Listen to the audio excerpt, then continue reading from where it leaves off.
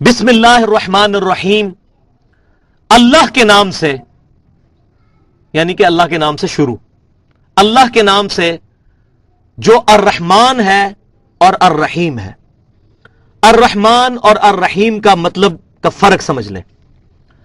الرحمن اللہ تعالی کی رحمت کی صفت ہے جو ٹھاٹے مارتے ہوئے سمندر کی طرح ہے، بہت زیادہ رحم کرنے والا۔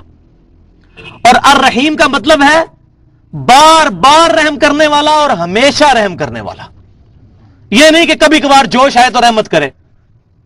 سمندر میں تو ہوتا ہے نا کہ مد و جزر آتا ہے جب، تو سمندر چڑھ جاتا ہے 14ویں رات میں اور پھر اتر جاتا ہے، لیکن اللہ تعالیٰ کا سمندر رحمت کا ہمیشہ چڑھا ہوا ہے۔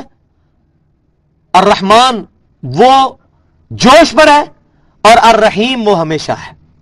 اور اس کو سمجھانے کے لیے میں چھوٹی سی مثال پیش کرتا ہوں کہ آپ کسی سڑک پر سفر پر روانہ ہوں اور آپ دیکھیں کہ روڈ ایکسیڈنٹ میں ایک چھوٹا سا بچہ جس کی عمر 1 سال ہو، اس کی ماں اور باپ دونوں مر جائیں اور وہ اکیلا ہو، آپ کا دل اس وقت پسیجے گا کہ اس کا آگے پیچھے کوئی نہیں تو میں اس کی پرورش کروں، اگر اس کی کوئی پرورش کرنے والا نہ ہو۔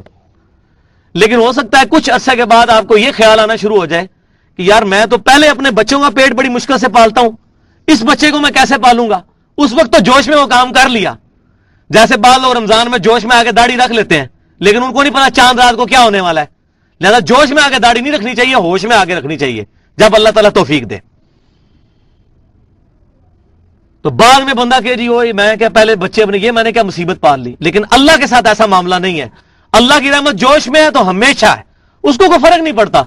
صحیح مسلم میں کتاب البر والصلہ چیپٹر ہے 3 جلد کے اندر، اس میں حدیث ہے، بڑی لمبی حدیث قدسی، اس میں یہ ہے کہ اے جن و انس، تم اگلے اور پچھلے سب جمع ہو کر بیک وقت مجھے پکارنا شروع کرو، میں تمہاری منہ مانگی چیزیں تمہیں دیتا چلا جاؤں گا، اور میرے خزانوں میں اتنی کمی بھی نہیں آئے گی جتنا ایک سوئی کو سمندر میں ڈبونے سے جتنا اس کے ساتھ پانی لگتا ہے اتنی کمی بھی نہیں آئے گی۔ تو اللہ کا سمندر رحمتیں ٹھاٹھے مارتے ہوئے اور ہمیشہ۔ الحمدللہ رب العالمین، تمام تعریفیں اس اللہ کے لیے ہیں جو تمام جہانوں کا پالنے والا ہے، تمام جہانوں کا پالنے والا اور تمام جہان والوں کا پالنے والا، دونوں معنی ٹھیک ہیں۔ رب کہتے ہیں پالنے والے کو۔ اصل جو حمد کا مصداق ہے وہ اللہ تعالیٰ ہی ہے، اصل تعریف اسی کی ہے، اس کے ریفرنس سے ہو سکتی ہے کسی کی۔ جب بھی ہم کسی چیز کو دیکھیں، انبیاء کرام علیہ السلام کی شان دیکھیں، اللہ کی عطا کی ہوئی ہے۔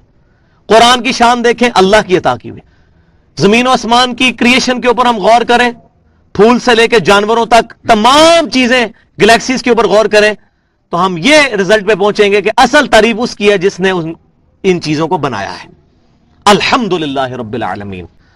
الرحمن الرحیم، جس کی رحمت ٹھاٹھے مارتے ہوئے سمندر کی طرح ہے اور اس میں دوام بھی موجود ہے۔ مالک یوم الدین،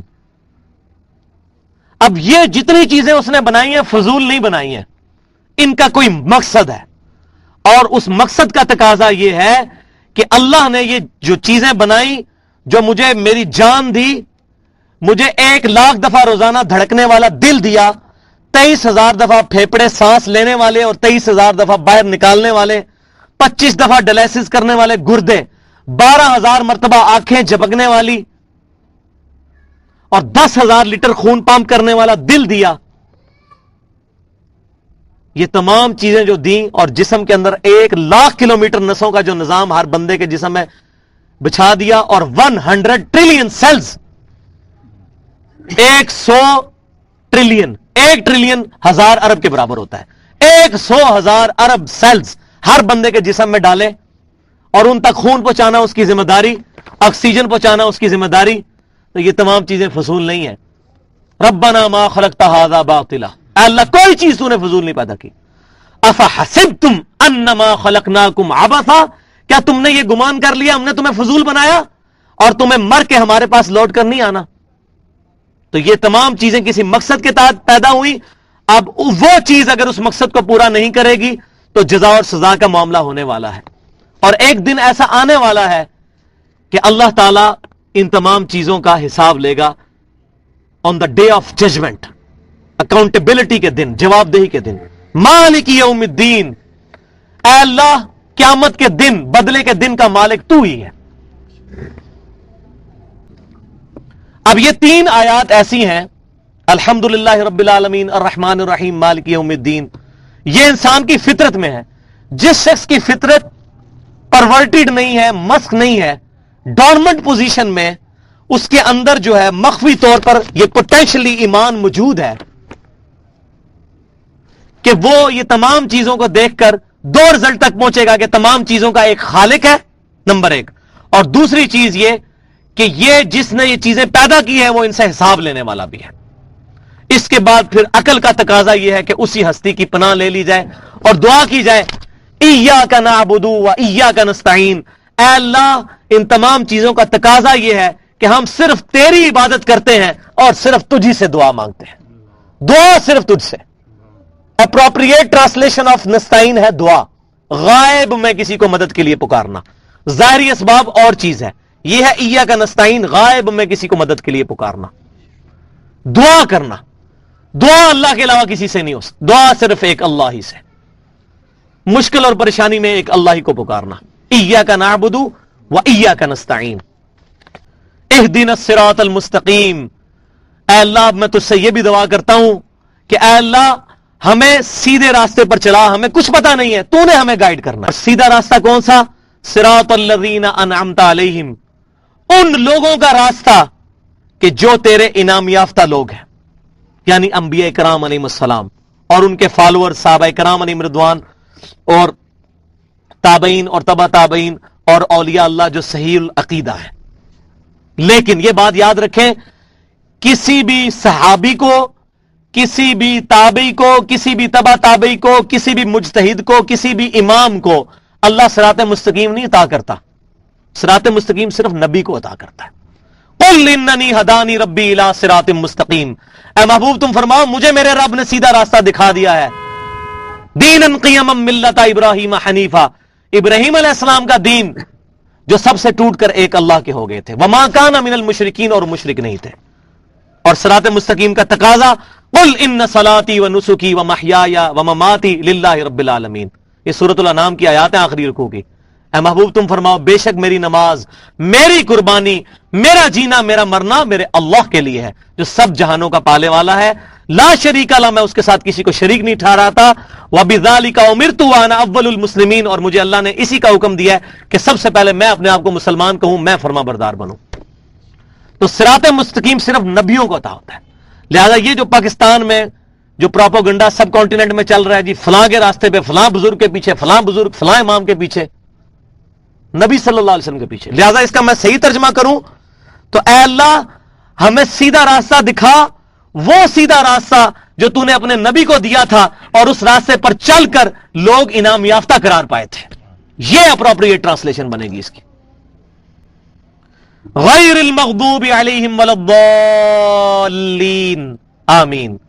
ऐ अल्लाह उन लोगों के रास्ते पर ना चलाना कि जिन पर तेरा गज़ब नाज़िल हुआ, और ना ही गुमराहों के रास्ते पर चलाना, आमीन। गज़ब अल्लाह का किन पर नाज़िल हुआ वो कुरान बताता है, यहूदियों के ऊपर। गज़ब इसलिए कि यहूद बहुत बड़े बड़े उलमा थे। अल्लाह ताला फरमाता है व अंतुम तालमून, तुम्हें तो इल्म है कि इमाम कायनात सल्लल्लाहु अलैहि वसल्लम की बिशारतें मौजूद हैं तौरात के अंदर, और तुम उनको सबसे पहले तुमने कुफर किया उनके बारे में। तो जो शख्स इल्म के बावजूद हक से आंखें बंद कर ले, अल्लाह का गजब उस पर नाजिल होता है। इसकी मिसाल यहूदी थे। और दूसरे वो लोग जो इल्म के बगैर अटकल पच्चू के पीछे चलते हैं, इन यत्तबिऊना इल्ला ज़न्न, अपने गुमान की पैरवी करते हैं। जो मेरा विजदान कहता है, मेरा दिल ये कहता है, मैं ये कहता हूं, मेरे बुजुर्ग ये कहते हैं, मेरा इमाम ये कहता है, जो इस चीज के पीछे चलता है किताबुल्लाह और सुन्नत को और इजमा को छोड़कर, वो है वलद्दाल्लीन, जिसकी सबसे बड़ी मिसाल जो है ईसाई हैं। जाहिल लोग थे, रहबानियत भी इजाद कर ली उन्होंने, और क्या कुछ नहीं किया उन्होंने। तो गैरिल मग़दूबि अलैहिम वलद्दाल्लीन, और इसके बाद सुन्नत है आमीन कहना कि ऐ अल्लाह हमारी ये दुआ कबूल कर। सूरह फातिहा की अहमियत में मैं एक हदीस बयान करूंगा, वो मेरे ईमान का तकाजा है कि मैं यहां बयान करूं, और उससे एक मसला जो हमारे اعمال کو بچائے گا وہ بھی میں بیان کر دوں 2-3 منٹ کے اندر. ایک بہت پیاری حدیث ہے صحیح مسلم کے اندر کتاب الصلاح چیپٹر میں، حدیث قدسی ہے اور راوی ہے سیدنا ابو ہریرہ رضی اللہ تعالیٰ عنہ. اور یہ حدیث جو ہے وہ قابل وجد ہے کہ نبی صلی اللہ علیہ وسلم نے فرمایا کہ اللہ تبارک و تعالیٰ فرماتا ہے، پہلے آپ صلی اللہ علیہ وسلم نے ایک بات ارشاد فرمائی کہ اس کی نماز ناقص ہے ناقص ہے ناقص ہے جو سورہ الفاتحہ نہیں پڑھتا نماز میں. اور ایک تو بخاری مسلم میں حدیث موجود ہے نا کہ جو فاتحہ نہیں پڑھتا اس کی نماز ہی نہیں ہوتی. کیٹاگوریکلی بتایا ہے، اس میں یہ نہیں بتایا کہ امام کے پیچھے پڑھنی ہے نہیں پڑھنی، کیٹاگوریکلی ہے، کوئی استثناء نہیں. اور یہ حدیث آپ صلی اللہ علیہ وسلم نے فرمایا کہ اس کی نماز ناقص ہے ناقص ہے ناقص ہے جو نماز میں سورہ الفاتحہ نہیں پڑھتا. پھر آپ صلی اللہ علیہ وسلم نے حدیث قدسی بیان فرمائی تو وہ سیدنا ابو ہریرہ روایت کرتے ہیں. تو اس کے بعد وہ کہتے ہیں، سیدنا ابو ہریرہ رضی اللہ تعالیٰ عنہ سے پوچھا گیا کہ جب ہم امام کے پیچھے ہو تو تب بھی ہم فاتحہ پڑھا کریں؟ تو سیدنا ابو ہریرہ نے یہ نہیں فرمایا کہ تم حنفی ہو جاؤ یا شافعی ہو جاؤ یا مالکی ہو جاؤ. آپ نے فرمایا کہ ہاں اقرا بہا فی نفسک، اپنے دل میں آہستہ آہستہ پڑھ لیا کرو. اقرا کا لفظ پڑھنے کے لیے آتا ہے اور دل میں پڑھنے سے مراد یہ نہیں ہے کہ منہ بند کر کے، آہستہ آواز میں. کیونکہ صحیح بخاری اور صحیح مسلم میں حدیث موجود ہے، سیدنا ابو ہریرہ رضی اللہ تعالیٰ عنہ نے نبی صلی اللہ علیہ وسلم سے پوچھا کہ اللہ کے نبی صلی اللہ علیہ وسلم، آپ اللہ اکبر کہہ کے جب نماز شروع کرتے ہیں تو آپ خاموش ہو جاتے ہیں، اس وقت آپ کیا پڑھ رہے ہوتے ہیں؟ تو خاموشی کا مطلب ہے کہ خاموشی کے باوجود بھی پڑھ رہے ہوتے ہیں. وَإِذَا قُرِئَ الْقُرْآنُ فَاسْتَمِعُوا لَهُ، قرآن جب پڑھا جائے تو خاموشی اختیار کرو. اس کا یہ مطلب ہے کہ آہستہ آواز میں. سیدنا ابو ہریرہ نے پوچھا جب آپ خاموش ہوتے ہیں تو کیا پڑھتے ہیں؟ تو آپ نے یہ تو نہیں فرمایا میں خاموش ہوتا ہوں بھائی. تو پھر آپ نے دعا ثنا تعلیم فرمائی، اللہم باعدنی، وہ والی دعا، اور سبحانک اللہم وبحمدک وتبار. تو اس میں الفاظ ہے کہ آپ جب خاموش ہو جاتے ہیں. تو آپ صلی اللہ علیہ وسلم ثنا پڑھتے تھے. تو سیدنا ابو ہریرہ کا فتویٰ ہے، یہ کسی بزرگ کا فتویٰ نہیں ہے، صحابی رسول کا فتویٰ ہے. اور سیدنا ابو ہریرہ کے بارے میں جن لوگوں نے یہ بکواس کیا کہ وہ غیر فقیہ صحابی تھے، وہ اپنے ایمان کی فکر کریں. کیونکہ صحیح مسلم کے اندر یہ حدیث موجود ہے کہ نبی صلی اللہ علیہ وسلم نے دعا فرمائی تھی کہ ابو ہریرہ اور اس کی ماں سے مومن ہی محبت رکھے گا. وہ منافق ہیں جو سیدنا ابو ہریرہ کو کہتے ہیں غیر فقیہ تھے، اپنے مولوی کو کہتے ہیں فقیہ تھا بہت بڑا، اور سیدنا ابو ہریرہ کو کہتے ہیں غیر فقیہ تھے. نعوذ باللہ من ذالک. اپنے ایمان کی فکر کریں. تو سیدنا ابو ہریرہ نے کہا کہ امام کے پیچھے بھی ہوتے ہو، اقرا بہا فی نفسک، اپنے دل میں یہ پڑھ لیا کرو. کیوں؟ کہ میں نے نبی صلی اللہ علیہ وسلم سے یہ بات سنی ہے کہ اللہ نے ارشاد فرمایا کہ میں نے نماز کو اپنے اور اپنے بندے کے درمیان برابر تقسیم کر لیا ہے، نماز کو. اور آگے بتایا نماز سے مراد ہی فاتحہ ہے، فاتحہ پوری نماز ہے. یہاں فرمایا نماز کو اپنے اور اپنے بندے کے درمیان برابر تقسیم کر لیا ہے. اور پھر آگے سیدنا ابو ہریرہ کہتے ہیں کہ اللہ تعالیٰ فرماتا ہے نبی صلی اللہ علیہ وسلم کے ذریعے کہ جب میرا بندہ کہتا ہے الحمدللہ رب العالمین تو میں کہتا ہوں میرے بندے نے میری حمد بیان کی. اور جب وہ کہتا ہے الرحمن الرحیم تو میں کہتا ہوں میرے بندے نے میری صفات کا اقرار کیا، میری رحمت کا بیان کیا. جب وہ کہتا ہے مالک یوم الدین تو میں کہتا ہوں میرے بندے نے میری بزرگی کا اعتراف کر لیا کہ میں ہوں قیامت کے دن کا مالک. اور جب وہ کہتا ہے ایاک نعبد و ایاک نستعین تو یہ میرے اور میرے بندے کے درمیان کامن ہے، پس میرے بندے نے جو مجھ سے مانگا میں نے اس کو عطا کر دیا. اور جب وہ کہتا ہے اہدنا الصراط المستقیم صراط الذین انعمت علیہم غیر المغضوب علیہم ولا الضالین آمین، جب وہ یہ کہتا ہے تو میرے بندے نے جو مجھ سے مانگا میں نے اس کو عطا کر دیا.